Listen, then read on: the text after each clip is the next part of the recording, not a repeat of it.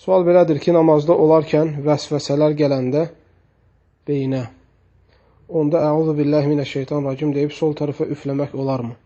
Bəli, sünnədə gəlibdir bu. Əgər bir insanı qəhr edici və yaxud da dəf eləyə bilmədiyi, rədd eləyə bilmədiyi bir vəsvəsəyə insan qapanarsa namaz əsnasında, şeytanın şərrindən Allaha sığınıb, yəni əuzu billahi minəşşeytanirracim deyib, sol tərəfinə 3 dəfə tüfləyə bilər. Tüfləyə bilər və belə elədiyi zaman artıq o vəsvəsələrdən Allahın izni ilə qurtarır.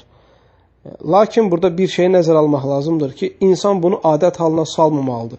Yəni, hər hansı bir fikir gəldikdə, həmən şey elədikcə, ola bilsin ki, sonra həmən onun özü elə vəsvəsəyə çevrilir.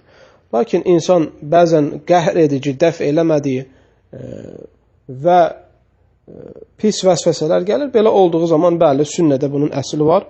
Əuzu billahi minəşşeytanirracim deyib, sol tərəfə, sol çiyninə 3 dəfə tüfləyə bilərsən. İxlasla.com saytı tərəfindən təqdim olundu.